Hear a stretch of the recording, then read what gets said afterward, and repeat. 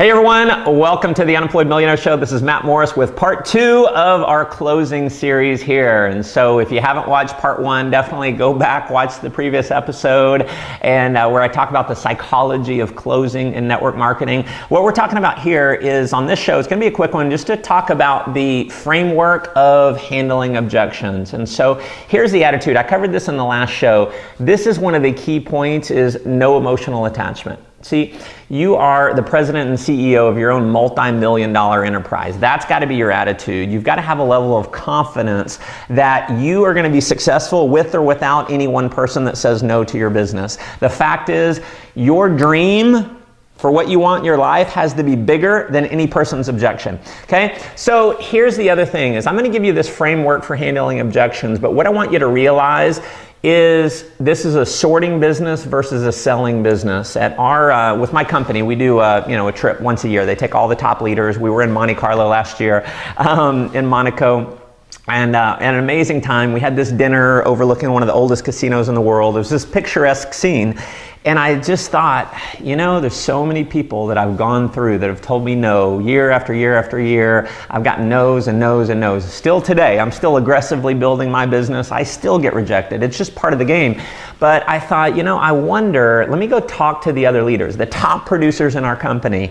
And I started asking them, what was your objection when you saw this opportunity? What was your objection? Was it time, money, spouse? What was the objection? And I went and asked about 10 different leaders, and of all 10, 100%, not one of them had an objection. They said, when I saw it, it clicked and I joined. So the people who are going to build your business to the top, they're usually the ones, they're just going to see it. So having said that, let me give you something that can increase your numbers. When someone gives you an objection, you want to have the attitude of you don't care. Okay? You're not trying to sell them. If they get that you're trying to sell them, they're less likely to enroll. See, you've got posture. This is your business. And so when they say, let's just say whatever the objection is, I don't have the money. We'll cover exactly what to say for that in another episode, but here's the framework is as soon as they say, I don't have the money, you're going to say something to this effect. You want to basically verify that it's a legitimate objection because you don't care either way. You've got posture. So someone says they don't have the money. I say, you know what, John? Totally hear what you're saying, but tell me this. Is it really that you don't have the money, or is that just your polite way of saying no? Because it's totally cool either way. Okay? So what did I just do? I just kind of disarmed him. What they're expecting is to, you immediately get in and try and sell them, but no. You're just saying, listen, I hear what you're saying, but tell me this. Be real honest with me. Is it really that you don't have the money, or is that just your polite way of saying no?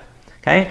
And so sometimes you're just letting them off the hook. It's like, nah, I just don't want to do it. If they don't want to do it, hey, shake their hand, thank them for taking a look, and you're on to the next person.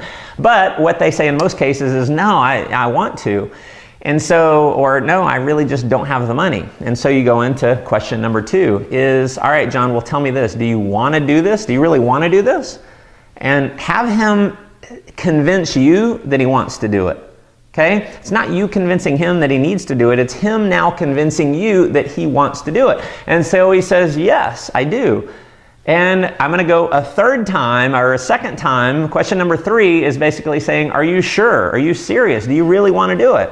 Okay? So now you've got him selling you 2 different times. He said, yes, I want to do it. So once he has effectively sold you on the fact that he wants to do it, then your only job is to be a consultant. It's now you get in and you help him figure out a way to get started, to come up with the money, to work through whatever it is that's holding him back because he's told you he wants to do it. So your job is now just to help him do it. You want to do what's in his or her best interest. It's not about you getting the sale. It's about you helping that person. And so I just believe if you come from a standpoint of you being a servant leader, you helping someone doing what's in their best interest, not your best interest, that's what causes people to be attracted to you. That's what that is being a true leader.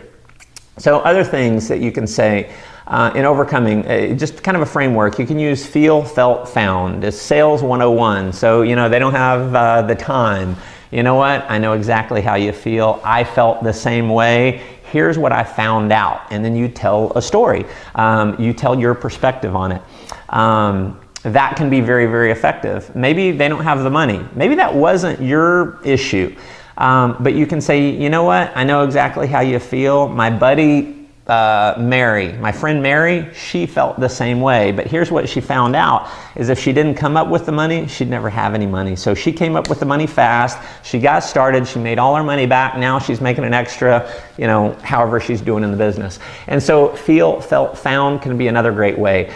Another way that you can overcome objections, someone doesn't have the time, money, spouse, whatever it is, and you say, you know what, I know how you feel. It reminds me of my friend John. So whoever the top leaders are in your company, they need to become your friends. You need to know their story. And if you know other people's stories, you can relate to the people that you're talking to. So if someone doesn't have the time, I have my standard answer where a story that I'll tell is, you know what, that reminds me of my friend David.